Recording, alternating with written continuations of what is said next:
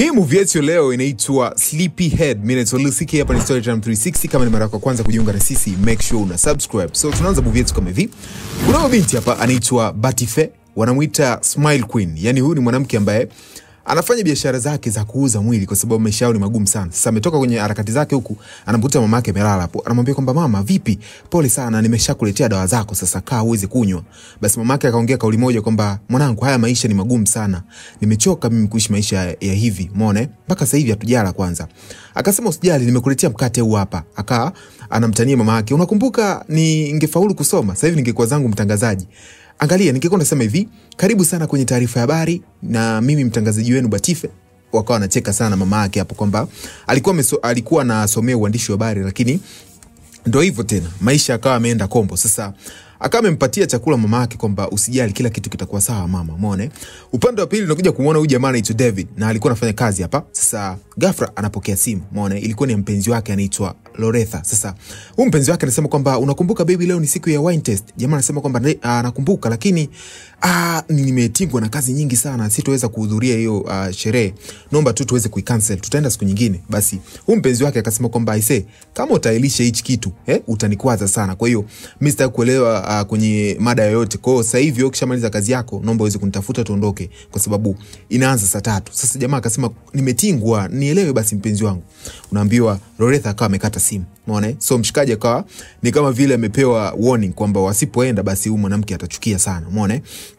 Sasa tunarejesha kwa Batife huku, alikuwa anapokea message kutoka kwenye application ambayo Waga ndo anajiuzaga. Sasa unaambiwa hapa anasifiwa kweli kwamba ana smile nzuri, umeona? Yani wateja wake sasa wanampa sifa zake. Ni kama vile Telegram hivi, umeona? Sasa akamepewa sifa kwamba yani kwa sababu huko anajiita Smile Queen, kwamba jamaa anasema naweza nikalipia tu smile lako. Yani ukija hapa kwangu naweza nikalipia tu unatabasamu. Sasa akamepata kitu, anasema kwamba kumbe mimi ni mzuri kiasi hicho hapo. Ngoja nithibitishe. Akamuita huyu anti yake anaitwa Dorothy. Akamwambia njoo niambie, angalia nikismile hivi napendeza? Basi Dorothy Dora anamwambia kwamba unapendeza sana, hilo smile ni nzuri, umeona? Basi akawa anazidi kuchanganikiwa, unaambiwa. Sasa jamaa yetu David yupo nyumbani huku anaangalia simu yake, anakuta yule mpenzi wake Loretha ameenda kupiga picha kwenye ile wine test na mwanaume mwingine, yani kama vile alipata mwanaume huko. Jamaa anasema kwamba mimi sijaenda, ameanza kupiga picha wanaume wanamshika viuno kweli. Mbona hichi kitu? Yani mwanamke mbona akana mtafuta hapo, akamtumia voice note kwamba kwa nini sasa, kwamba kwa sababu mimi sijaenda umeanza kukutana na wanaume wengine wanakushika mpaka viuno. Utaratibu gani huu hapa Mbona uniheshimu? Umeona? So akana lalamika kinoma. Na huyo mpenzi wake anaonekana kama vile anamuendeshaga sana mshikaji, umeona? Na akamtumia voice note akamwambia kwamba ulikuwa unategemea nini sasa? Kama wewe haupo, ulitegemea mimi nifanye kitu gani na watu wengine huko? Umeona? Jamaa akasema sijapenda hichi kitu kabisa, na mpaka sasa hivi hujaja nyumbani. Naomba uweze kurejea nyumbani sasa hivi, umeona? Basi huyu Loretha akawa hajamuelewa mshikaji wala nini. Siku ya 3 naambiwa. Sasa leo ndo ana show up nyumbani. Jamaa akamwambia kwamba mpenzi wangu, baada ya siku 3 leo ndo unatokea nyumbani kweli? Kwamba ina maana hiyo wine test ilikuwa ni siku 3 nzima, si ndio? Loretha akasema kwamba wewe shukuru kwanza nimekuja hapa. Kwani niliondoka na vitu vyako? Niliondoka na vitu vyako vya kufanya kazi au niliondoka na miguu? Yani na majibu ya ajabu kinoma. Akasema kwamba yani baada ya kunikosea, baada ya kuniomba msamaha unaniambia maneno kweli? Yani mimi nitegemea tuomba msamaha. Akasema niombe msamaha wa kitu gani? Alafu mimi nishakwambia mimi ni mwanamke expensive, ni mwanamke smart, ni mwanamke ambaye mwanaume yote ananipenda, kwa hiyo jiangalie wewe, umeona? Jamaa akasema kila siku ananiambia hivyo tu. Yani kwamba unanitishia maisha kwamba wewe ni mwanamke ambaye muda wote unaweza kuondoka. Hauheshimu kwamba upo na mpenzi. Loretha akasema kwamba ndio, na yani sidhani kama tunaweza tukaenda hivi kwa mwezi ujao. Inaonekana tunaweza tukaachana so muda mrefu kwa hizi tabia ambazo unazo wewe. Jamaa akasema kusikiliza, umekuwa ukinitishia sana kuachana. Kwa nini tusifanye kweli tukaachana tu? After all itakuwa vipi? Kwa sababu umekuwa ukiliongea neno sana. Loretha akasema sikiliza, kumbe unajiamini kiasi hicho hapo Basi sawa, sikiliza. Mimi na wewe kuanzia leo. Basi. Jamaa akasema kwa nini amna, nilikuwa natania tu. Loretha akasema umemaanisha hicho kitu, kwa hiyo kwaheri. Nilikuwa nasubiri hiyo sababu muda mrefu sana. Akawa ameondoka zake. So mshikaji anaona kama yule mpenzi wake ni anamuendesha kiasi kwamba yeye ndo kama mwenye maamuzi, yani yeye ndo kama mwanaume. Na hapa amemtishia kuachana. Basi Loretha amesema kwamba wameachana kuanzia leo. Amekuja rafiki yake huyu anaitwa Jide, na Jamaa amekutwa na mawazo kinoma. Jide akamwambia, vipi mzee wangu? Akasema, yani huwezi kuamini, yani Loretha ananichanganya kinoma. Yani ni mtu ambaye kitu kidogo tu amekuwa ki-argue, nikimwambia hivi anafanya hivi. Sasa hivi nimemtishia kidogo tuachane, basi unaambiwa ameshapata sababu eti tumeachana kweli. Umeona? Jamaa kama amecheka sana. Akasema, unacheka? Akasema, sikiliza nikwambie kweli. Najua ukweli ni mchungwe, lakini huyu mwanamke hakuwahi kupenda. Yani tatizo wewe unakimbilia wanawake ambao ni maslay queen, ambao wewe ndo unatumia nguvu kubwa sana kuweza kuwaaminisha kwamba unawapenda. Sasa wao hawakupendi. Ni ukweli kwamba Loretha alikuwa kupendi. Akasema, usiniambie hivyo bwana. Akasema, ndio. Sasa kama alikuwa anakupenda, kwa nini mtishie kuachana na ameachana na wewe kweli? Mwanamke ambaye anakupenda anafanya hivyo? Najua utanichukia, lakini huo ndio ukweli. Naambia ukweli, David akawa amechukia, lakini umemuingia huo ukweli hapo. Huku upande wa pili unakuja kumuona leo huyu mwanamke ambaye ni shangazi ya Batife, na amekuja anasema kwamba anamhitaji huyu binti ambaye yupo hapa nyumbani anaitwa Dorothy aweze kuondoka naye akawe kama mfanyakazi, atalipwa. Basi Batife anasema, sikiliza shangazi, yani baada ya kukupigia simu zetu upokee, leo ndo umejifanya umekuja hapa kwa sababu una shida na umemwona Doro yupo hapa nyumbani anaweza kukusaidia kazi zako, si ndio? Akasema hamna, akasema nataka nimsaidie tu huyu binti. Akasema, sikiliza, siwezi nikamruhusu mdogo wangu aweze kuondoka ukamtese huko. Umenielewa? Ulikuwa unatafutwa lakini ulikuwa upokee simu zetu. Sasa leo ndo unajifanya una show hapa kweli? Naomba uondoke sasa hivi, umeona?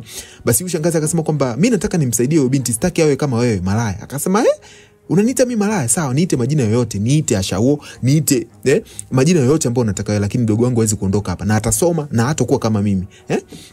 Basi shangazi akasema kwamba mimi nitaka niwasaidie tu kwa sababu huo muda ambao unasema ulikuwa unanitafuta nilikuwa sikujibu. Kila mtu alikuwa na shida zake. Akanacheka sana. Akasema, sawa auntie, sikiliza, mimi sihitaji msaada wako hapo na huyu mdogo wangu aondoke sehemu yoyote. Kwa hiyo wewe ondoka, umeona? Auntie akasema, kwa nini unifukuza? Akasema, ndio ondoka. Sikuhitaji hapa. Basi auntie akawa ameondoka. Basi akawa anamwambia mdogo wake kwamba usijali, hautakuwa kama mimi, sawa? Na mimi nitafanya kila jitihada wewe uweze kusoma, usiwe kwenye maisha kama niliokuwa nayo mimi. Umenielewa vizuri? Na sitaki kabisa kuona mtu yote anakutesa. Hata kama mimi sina pesa, wewe utakuwa unaishi vizuri. Umenielewa? Mimi ndo dada yako. Basi akawa anampa mdogo wake huyo moyo. Basi huko jamaa yetu anapiga sana simu kwa Loretha, mpenzi wake. Loretha apokee simu. Anasema kwamba baby, naomba uje nyumbani. Umenielewa? Naomba uje hapa na zawadi nimekuandalia, lakini pia unisamee kwa yote ambayo nimekufanyia. Nakuomba sana. Basi Loretha alikuwa ajibu hizo voice ambazo anatumiwa. Basi jamaa yetu akawa amelala zake hapo. Mawazo kama amemwingia kinoma. Sasa upande wa pili huko tunakuja kumuona Batife. Batife alikuwa yupo kwenye app yake anapokea huduma. Basi unaambiwa jamaa yetu David akawa amejichanganya, ametuma message kwa huyu Batife kwamba ana offer ya 200k kwa ajili ya yeye kwenda kufanya huduma kwake. Umeona? Batife akawa ameshangaa, hii ni pesa ambayo haje kupokea kabisa akiwa anapokea order mtandaoni. Akasema, kwa huduma gani? Jamaa akasema kwamba anahitaji huduma ya kuweza ku lollipop. Nadhani nikisema lollipop watu wazima wanaelewa.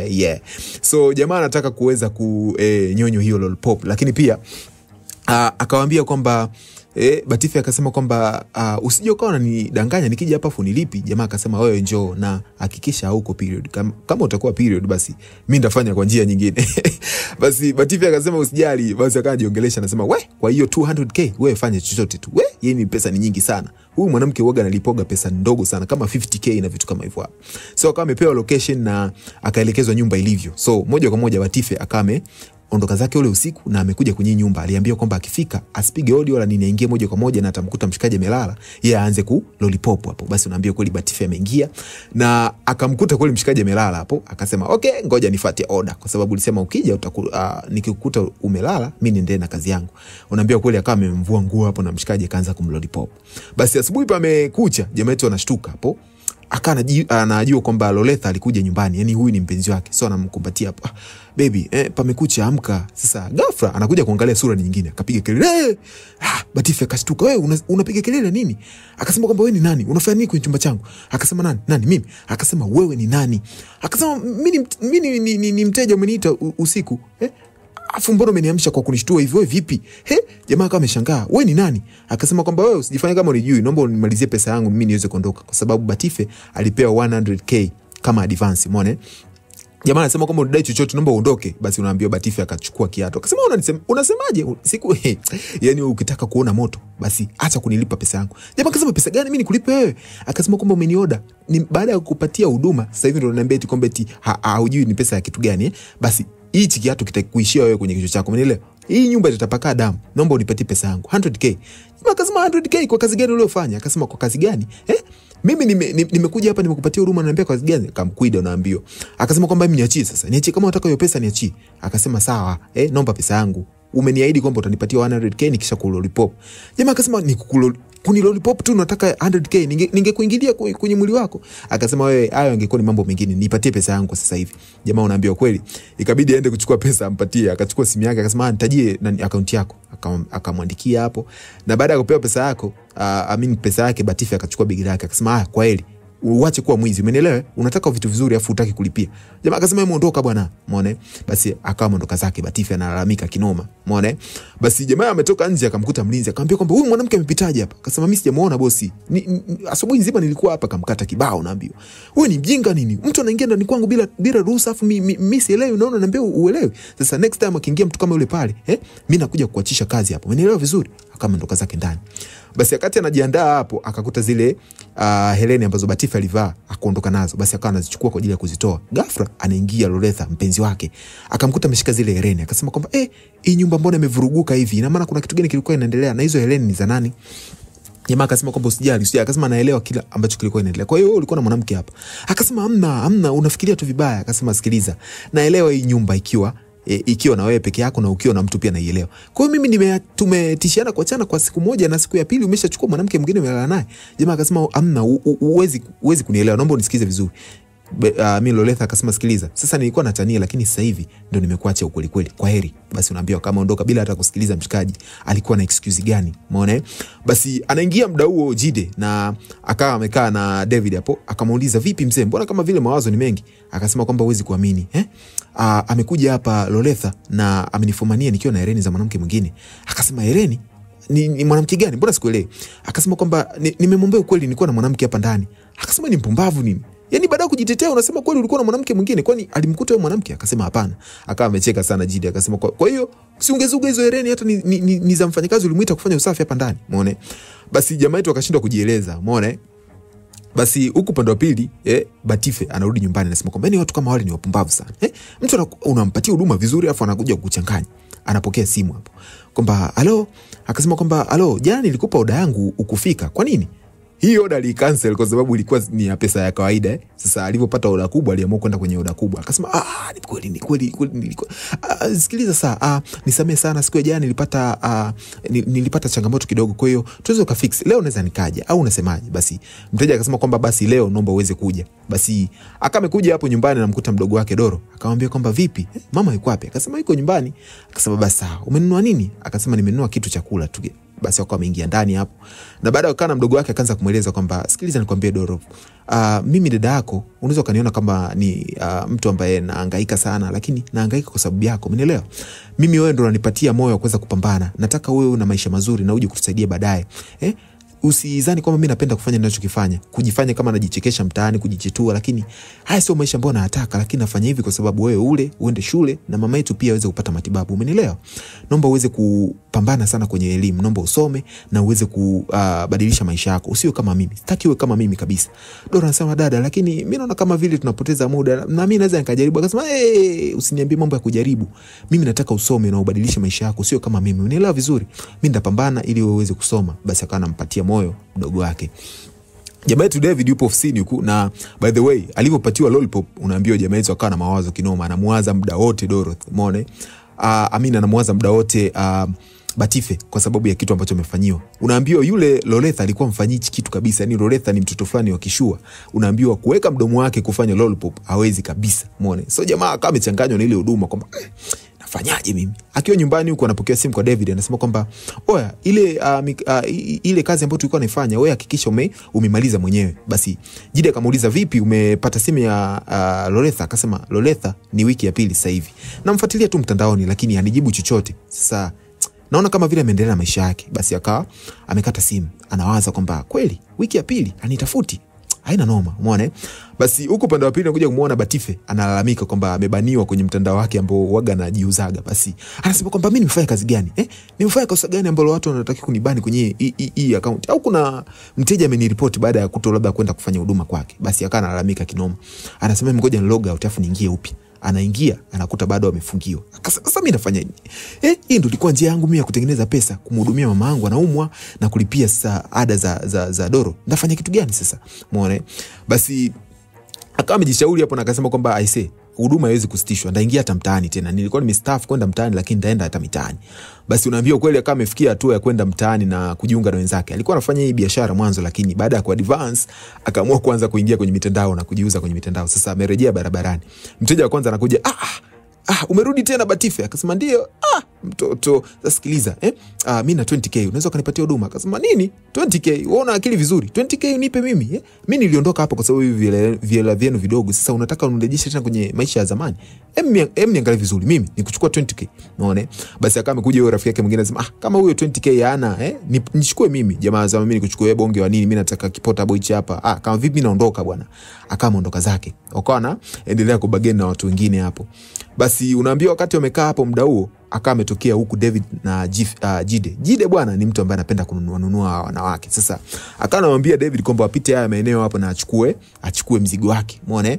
Basi kweli unaambiwa David akawa amepeleka gari mpaka kwenye ile crew ya wanawake pale, likasimama gari. Unaambiwa Jide akawa ameshuka zake na David ameshuka. Sasa ghafla anamuona yule mwanamke Batife ambaye alikuja nyumbani kwake. Akamwambia, ni wewe tena?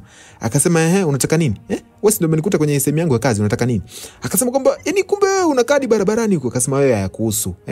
Akasema, mimi najishangaa nilikutoa wapi kwanza? Lakini by the way una huduma nzuri sana. Akasema, kwa unasemaje, tunaondoka wote au? Huku upande wa pili Jide amechukua mwanamke wake. Akasema, wewe mimi tayari. Vipi? Akasema, usijali, hata mimi tayari naondoka na huyu mwanamke. David akawa ameshangaa, huyu jamaa achukuage wanawake wa kujiuza. Sasa anashangaa leo kwa nini anachukua wanawake wa kujiuza. Kumbe alipatiwa kitu na Batife na jamaa amechanganyikiwa sana ile huduma. So moja kwa moja akawa ameingia kwenye gari na wakaenda nyumbani. Batife amefika nyumbani kwa mshikaji, akasema, hii nyumba yako sikuiangalia vizuri siku ile. Kumbe ni nzuri kiasi hiki hapa. Akasema, wewe usudi kuja hapa na ukaniletea fujo. Sasa leo ndo unajifanya unaangalia vizuri nyumba yangu. Akasema, wewe bwana, tuongee biashara, tuachane na mambo yaliyopita. Unataka nini? Kwa sababu unataka nifanye hii huduma haraka niwahi pale kijiweni kwa sababu pesa zenu waga ni ndogo sana. Akasema kwamba sikiliza, mimi nataka unifanyie kitu ambacho nilifanyia siku ile. Akasema, kile kitu? Yaani lollipop tu, hatuwezi kufanya mapenzi? Akasema, mimi nataka tu nipatie kile kitu cha siku ile, nilikipenda sana. Akasema, okay, kama unataka hicho kitu peke yake basi sawa, mimi ngoja nifanye haraka niwahi kwenye kijiwe changu. Akasema, haina noma. Unaambia Batife akashuka chini, akampatia huduma mshikaji, na baada ya kurejea baadaye jamaa anasema kwamba bei gani? Akasema kwamba ni 20k tu. Jamaa akasema, unasemaje? Akasema, ndio 20k au ni kubwa sana au? Akasema, hapana, sawa, nitajie account yako. Akawa amemwandikia pale account. Akasema kwamba mimi nakumbuka last time uliniambia kwamba ni 100k. Akasema, ile nakumbuka, achana na ile bei ilikuwa ni bei ya mtandaoni. Sasa hivi umenikuta tu mwenyewe kwenye kijiwe changu, kwa hiyo usijali. Jamaa akasema haina noma. Basi jamaa akamtumia ile 100k.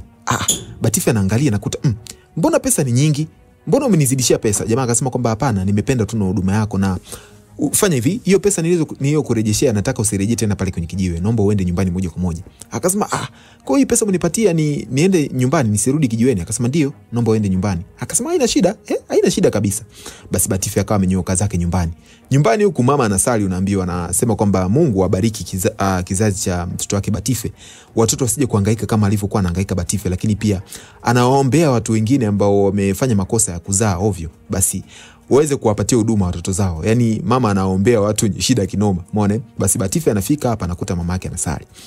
Akamwambia, mama, usijali, kila kitu kitakuwa sawa. Umeona? Akamwambia, mwanangu, mimi nakuona unavyoteseka. Mimi sidhani kama unadhani mimi napenda wewe unavyohangaika hivi. Batife akasema, mama, usijali, mimi silalamiki. Akasema, najua ulalamiki, lakini unateseka, unautesa mwili wako. Yaani imagine mama anafahamu kabisa mwanae anajiuza. Umeona?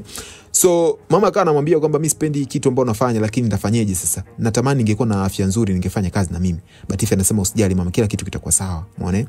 Basi huko upande wa pili jamaa yetu amelala leo, mawazo yote kwa Batife. Unaambiwa ile lollipop ambayo anapatiwa jamaa yani inaonekana ndo ugonjwa wake mshikaji. So ana mawazo kinoma. Anasema kwamba hivi hali mbona kama vile inanichanganya. Ngoja nimuulize Jide. Akampigia simu Jide kwamba hivi mwanamke ambaye ukikutana naye na akakupatia kitu ukaanza kumfikiria ni kawaida au mimi naenda kwa kichaa? Jide akamwambia kwamba inatokeaga sometimes. Umeona? Jamaa akasema kwamba okay, ana kama vile kitu kwangu imezidi. Anamfikiria sana Batife. Na leo naambiwa akampigia simu aje hapa kwa sababu alipatiwa namba yake. Akamwambia, "Mkaa hapa nikuletee juice." Batife akasema, "Sikiliza, mimi bwana, mambo ya juice ya nini? Wewe njoo hapa nikupatie huduma, mimi niondoke zangu." Sasa Batife bwana anaongea kilugha fulani hivi cha mtaani. So I wish ungemsikiza anavyoongea. So akamwambia kwamba sikiliza, mbona unaonekana una haraka sana? Kwani una shida gani? Akasema kwamba nawahi kwa sababu mimi nataka nikawahi wateja wengine bwana, umeona. Jamaa akasema sikiliza, basi tufanye kitu kimoja. Mimi nitakulipa pesa kama niliyokulipa last time kwa ile huduma yetu ya Lollipop. Batife akasema hivi, wewe una shida gani? Kwa hiyo ukinilipa niende nyumbani moja kwa moja? Akasema ndio. Akasema sawa. Wewe kama unanifanyia mimi jazz, unanifanyia juju, unaniroga au umeniwekea uchawi kwenye pesa yako, niambie, kwa sababu toka siku ile umenipatia ile 100k na umwa tu nyumbani, unaambiwa leo nimepata nafasi ya kutoka nje, eti unaniambia tena unipe ile pesa. Wewe bwana unaniroga, si ndio? Jamaa akasema hapana, mimi sikurogi na ningeomba tu niwe na kutumia mwenyewe, umeona. Batife akasema aisee, hapana, mimi naondoka zangu. Jamaa akasema sikiliza, nielewe wewe, mimi nataka nikutumie tu mwenyewe, umeelewa? Nitakulipa pesa ambayo unahitaji. Batife akaona aisee, unanichanganya. Yaani wewe kama unaniroga, ungejua mama yangu mimi anasali kinoma, wewe huo rogi wako utofika sehemu yote. Jamaa akasema mimi sikurogi bwana, umeona. Basi akasema haina noma, akamfungua pale na akampatia Lollipop kama kawaida. Siku nyingine namkuta Batife alikuwa zake na wenzia hapa wanajiuza kama kawaida yao. Gari imekuja pale ya David, na by the way David akawa moja kwa moja nafahamu kitu ambacho nakitafuta, akamnyokea Batife. Batife akawa ameingia kwenye gari na wakaenda nyumbani. So ikawa inaendelea hivi, na leo pia Batife mwenyewe amekuja pale nyumbani na amepokelewa na mlinzi akapelekwa mpaka ndani. Basi mshikaji wetu leo amefanya kitu cha tofauti kidogo. Akawa amemwandalia chakula Batife. Batife anafika anasema uko wapi, nifanye huduma yangu mimi haraka niondoke. Jamaa anasema sikiliza, leo ni kitu fulani special nimekuandalia. Batife akasema vipi, ni birthday yako? Akasema hamna, sio birthday, nimekuandalia chakula hiki. Akasema mimi tena? Akasema ndio. Basi wamekaa hapo, unaambia jamaa kapua wine, akaanza kumuongelesha Batife kwamba hichi ni kitu special nimekuandalia siku ya leo wewe. Akasema sasa wewe mimi sikuelewagi. Hichi special cha nini wakati mimi unanilipa pesa na kupatia huduma? Akasema utanielewa tu, mimi nimependezwa na wewe, nataka uwe mshikaji wangu. Kwa usiwaze kuhusiana na mambo mengine. Basi wakaanza kupiga story nyingi sana na akawa jikuta wanapiga story na wanaelewana kinoma, umeona. Akati sometimes malaya na mteja wake huaga waelewani zaidi ya kupatiana huduma na kuachana hapo hapo. Basi jamaa yetu akamwambia Batife kwamba anahitaji aje kukaa hapa wiki nzima nyumbani na asitoke kwenda sehemu yoyote na atamlipa pesa ambayo anahitaji yeye.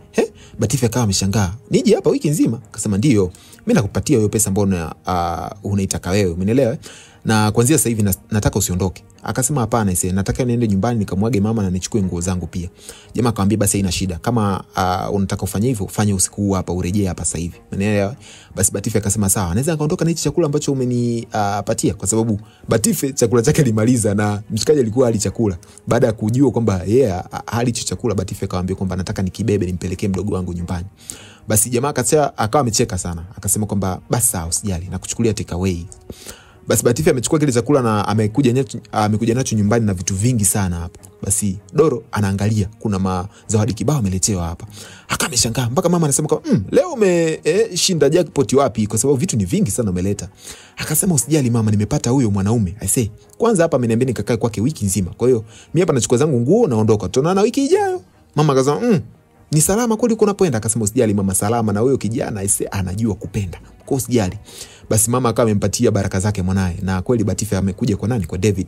David ameonyesha chumba chake, anamwambia kwamba utalala hiki hapa chumba. Batife anashangaa, hajai kulala chumba kizuri kama hiki hapa. Akamwambia kwamba nalala peke yangu hapa. Jamaa akasema ndio au kibaya?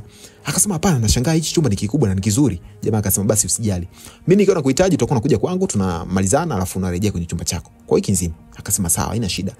Tunaanza basi usiku huu hapa. Jamaa akasema usiku nimechoka, acha wewe pumzika tu, umefanya vitu vingi. Akasema mimi sijachoka, mimi kwa pesa leo nipatia ni nyingi, nianze huduma sasa hivi. Jamaa akasema hapana, wewe usijali, wewe pumzika, tutaanza kesho, umeelewa? Basi Batife akawa ameshangaa kwamba huyu ni mwanaume aina gani? Basi akawa amelala zake. Pamekucha leo, ameingia jikoni, anashangaa hajai kuona jiko zuri kama hili hapa. Anasema wow, kuna watu wanaishi bwana, angalia huyu jamaa ana pesa anaonekana.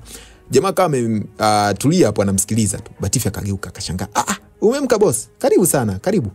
Jamaa akasema kwamba nataka niandae kofi, unataka na wewe? Akasema ndio, niandalie na mimi. Basi akameandaliwa kofi hapo. Akasema sijanywa kofi kwa muda mrefu sana, tokea nilivyokuwa shule, babangu alivyokuwa mzima. Jamaa akawa amesema hivi nikuulize kitu, mbona unaongea Kiswahili cha mtaani sana hivi, wewe umesoma? Akasema ndio. Akasema kwa nini unaongea Kiswahili cha hivyo? Akasema ni mtaa tu umenifanya niwe hivyo, lakini ukitaka niongee Kiingereza cha kawaida ndaongea kwa ajili yako boss. Jamaa akasema kwamba unajua utaki kubadilika kwa sababu ya mtu anataka ubadilike. Kwa nini unataka ubadilike kwa ajili yangu? Akasema kwa mwanaume kama wewe mimi nitafanya chochote kile. Yani nitafanya chochote. Wewe ni mwanaume wa thamani sana na unajali, unapenda. Yani nitafanya chochote kwa ajili ya mwanaume kama wewe. Basi hii kauli ikamfanya jamaa afikirie mbali sana. Akamkumbuka mpenzi wake Loretha. Hajawahi kumwambia hichi kitu hata siku moja, unaambiwa, baada ya mambo mengi sana makubwa ambayo alikuwa anamfanyia. Unaambiwa Loretha alikuwa anaomba milioni 5, jamaa anamtumia milioni 2 hapo hapo, anamwambia kwamba ndakumalizia pesa nyingine, lakini hajawahi kusema hata asante. Umeona? So jamaa anasema kwamba kwa kubadilisha tu lugha, kumwambia badilishe namna ya kuongea, na amesema anabadilisha muda huu na ananiambia atafanya chochote ninachokitaka mimi. Loretha hajawahi kuniambia kitu kabisa. Umeona? So akazidi kuchanganyikiwa mshikaji. Umeona? Basi baadaye anakuja kumuona Jide amekuja kwa David hapa na anafunguliwa na huyu mwanamke. Jide akasema, "Wow, wewe ni nani? I say, mbona ni mrembo kiasi hiki hapa?"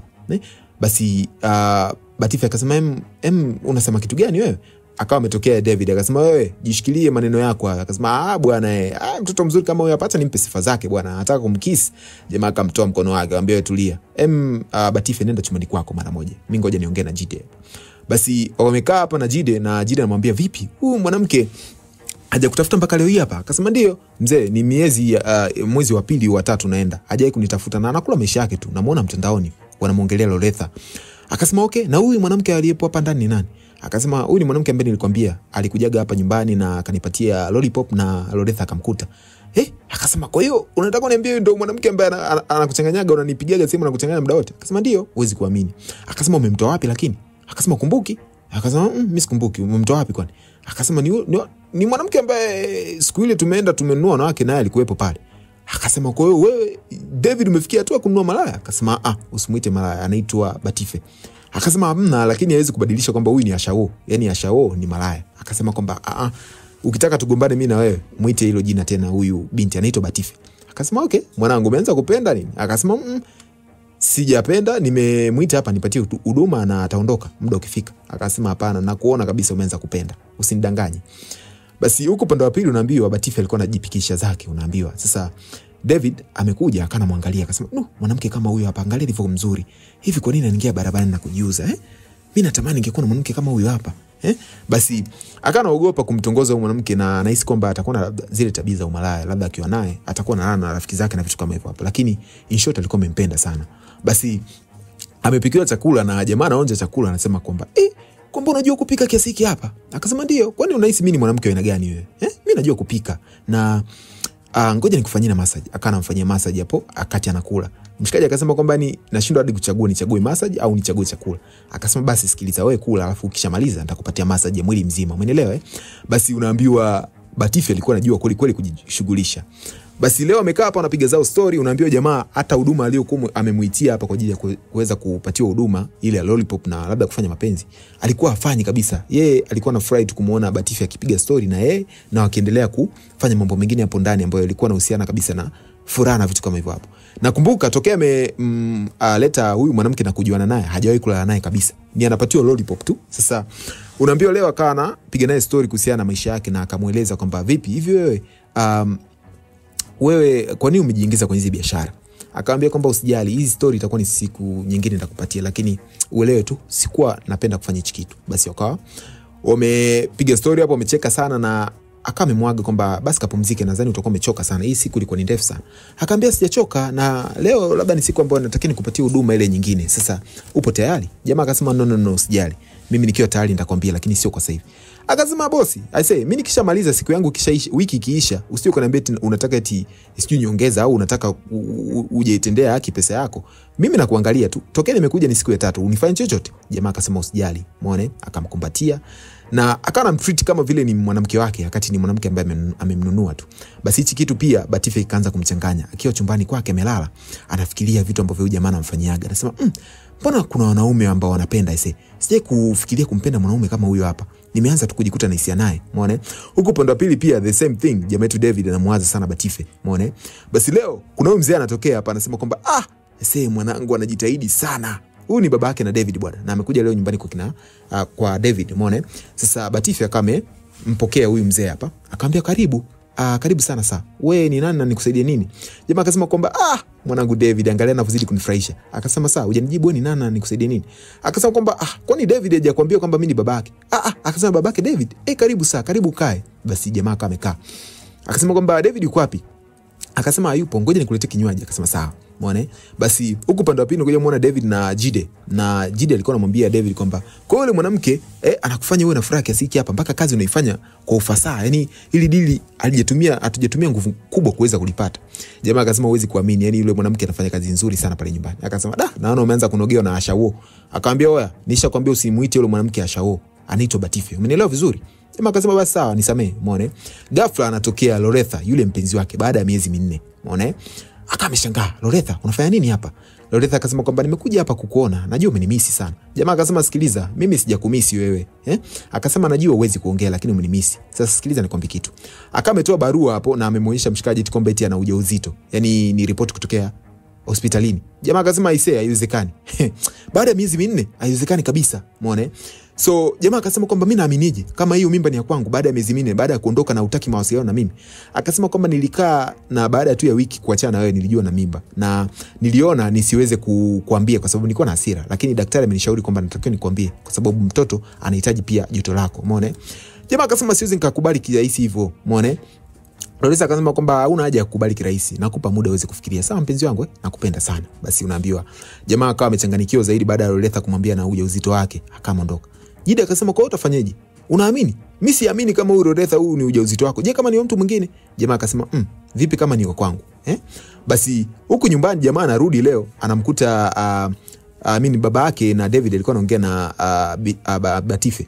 Na alimuuliza ni nani? Akasema mimi ni mfanyakazi tu baba. Wala usizani kwamba mimi ni mpenzi wa mwanao. Na natamani sana ningekuwa na mpenzi kama mwanao, lakini ndio hivyo tena. Wanawake wengine wana bahati. Mimi sina bahati hiyo. Babake akasema kwamba usijali bwana, umeona? Sasa jamaa wetu anaingia anashangaa. Wewe mzee unafanya nini hapa? Umeona? Unafanya nini hapa? Akasema David, vipi? Nimerejea nchini. Kumbe huyo mzee alikuwa nchi za nje bwana, umeona? Na aliondoka kwa sababu mke wake alimwambia kwamba nenda kale maisha mara ya mwisho kwa sababu mke wake alikuwa anafariki na mke wake alikuwa anaumwa kinoma ndo kipindi ambacho huyu jamaa aliondoka. David akasema kwamba baada ya kumpoteza mama yangu, kumwacha mama yangu anakufa kitandani na anaita jina lako, wewe ulikuwa zako umeenda kula nchi za nje maisha. Leo narejea. Akasema sikiliza mwanangu, mama yako mwenyewe ndo alinipatia ruhusa nikale maisha kwa sababu alikuwa anaona kabisa mimi kaa pale kumuuguza mpaka lini. So alinipatia ruhusa mwenyewe. Akasema ni mtu mzima na akili kweli? Yaani mke wako anaumwa kitandani afu unaondoka, unasema unaenda kula maisha nchi za nje. Kweli? Basi unaambiwa David akawa amemfukuza mzee wake na anamwambia kwamba hataki kumuona kabisa. Basi baadaye tunakuja kumuona Batife amekaa na David hapa na akamwambia kwamba mbona babako umemfukuza kwa nini kama hutojali kuniambia? Jamaa akasema kwamba babangu alimwacha mamangu akiwa kitandani anaumwa hoi na mamangu eti alimpatia tu kauli ya kwamba kama unataka kula maisha nenda kale maisha kwa sababu mimi nadhani nitakaa kitandani muda wote. Eti baba kule akakubali na akaondoka, akatuacha na mama alifariki akiwa anamuita jina lake. Umeona? Basi unaambiwa Batife kama amesikia uchungu sana na akasema kwamba kuanzia siku hiyo nimemchukia sana babangu, sitaki hata kumuona. Umeona? Basi Batife akamwambia kwamba usijali, usimchukie babako. Ngoja nikupe story yangu. Mimi bwana nilikuwa nimemaliza high school na nilitakiwa niingie chuo kwa ajili ya kuweza kuendelea na masomo yangu ya kuwa mwandishi wa habari. Lakini bahati mbaya babangu alifariki na alishindwa kulipa school fees. Baada ya kufariki tu nilikuwa nashindwa kulipa school fees na maanisha. Na baadaye mamangu akaanza kuumwa. So nilijikuta mimi ndo nimeanza kubeba majukumu ya kulea familia. Sasa nilijikuta nimeingia kwenye magroup ya ovyo na baadaye nikaanza kufanya biashara. Akasema kwa uliona hiyo ndo best option? Akasema sio kwamba niliona hiyo ni best option. Kwa sababu nilikuwa nimepambana, nimehangaika kutafuta kazi na nilikuwa nafanya kazi mpaka usiku, umeona? Lakini nilichoambulia ni mabosi kunitamani kimwili na kulala na mimi. Mbaya zaidi nilibakwa, akaanza kulia, umeona? So mshikaji akaanza kumbembeleza akamwambia kwamba usijali, kila kitu kitakuwa sawa. Akasema kwamba sikupenda kuingia kwenye biashara, umeona? Lakini ilikuwa sina chaguo. Jamaa akamwambia usijali, kila kitu kitakuwa sawa. Umeona? Basi unaambiwa siku ya leo akawa amemuomba amfanyie massage na kweli jamaa kama amekubali, akaenda kufanyia massage. Jamaa akasema unajua sana kufanya hii kitu. Sijui nani amekufundisha wewe. Basi leo unaambiwa baada ya kushikashikwa hapo bana hisia zikampanda. Akajikuta tena hatamani lollipop, anamtamani Batife mwenyewe. Wakawa wamelala pamoja. Pamekucha asubuhi, jamaa anamwangalia asubuhi usoni Batife. Batife ameshtuka. Wewe unaniangalia usoni muda wote? Jamaa akasema kwamba ndio, unajua sura nzuri sana. Natamani sana kuangalia muda wote. Umeona? Basi akati anataka kumkiss, ghafla anatokea Loretha. Jamaa kama ameshangaa. Loretha akasema kwamba kwa hiyo wewe ndo biashara unaifanya hii? Umeona? Kwa baada ya kuachana kidogo tu umeanza kufanya hizi biashara. Jamaa akasema sikiliza, unasahau kwamba wewe ni ex wangu, si ndio? Wewe ni ex wangu. Huna haja ya lazimisha nifanye kitu ambacho nataka wewe. Loretha akasema nipo chini, umeona. Basi Batife akamuuliza huyu ni nani? Jamaa akasema usijali, huyu ni ex wangu tu. Na sidhani hapa amekuja sio kufanya nini, umeona. Ngoja nikamsikilize, umeona.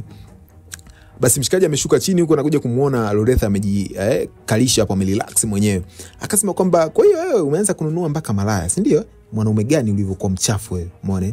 Jamaa akamwambia kwamba sikiliza, usikae hapo ka relax ukazani mimi na wewe tumerudiana, naomba uondoke kwa nyumba yangu. Akasema siondoki kwa sababu mna kiumbe chako tumboni na daktari ameniambia lazima hichi kiumbe kiwe karibu na babake kama yuko hai, umeona?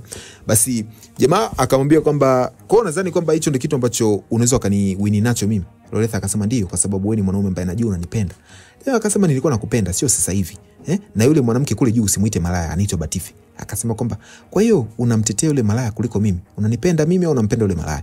Akasema kwamba usiniambia hicho kitu na naweza nikakujibu vibaya pia.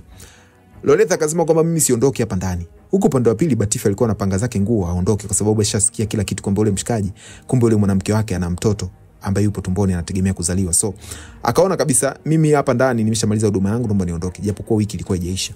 So jamaa anamwambia kwamba kwa nini unaondoka? Akasema kwamba nimesikia kila kitu na nikwambie kitu, yule ni mwanao, usimkatae, umeelewa? Mimi naelewa hicho kitu. Kwa hiyo wewe kuwa na amani tu. Kama unahisi kama sijamaliza siku kamili, siku 7, nitakurejeshia pesa yako ambayo imebaki. Jamaa akamwambia usiondoke. Akasema no, acha niondoke tu, umeona? Kaa na mpenzi wako, mlee mtoto. Basi akawa aondoka zake. Jamaa yetu akawa amefikiria sana kwamba inawezekanaje hichi kitu, mimi nilikuwa simuhitaji hapa Loretha, nishamsahau, umeona. Basi Batife amefika nyumbani huko, amepokelewa na mdogo wake vizuri, na baada ya siku kama 5 hivi, umeona. Basi usiku wa leo David alikuwa amelala na Loretha, na Loretha anamwambia kwamba Mrs. ulitegemea mimi naweza kulala wapi? Kwa sababu jamaa alimwambia unafanya nini? Akasema nataka nilale na wewe na siwezi nikalala tofauti chumba na wewe, umeona.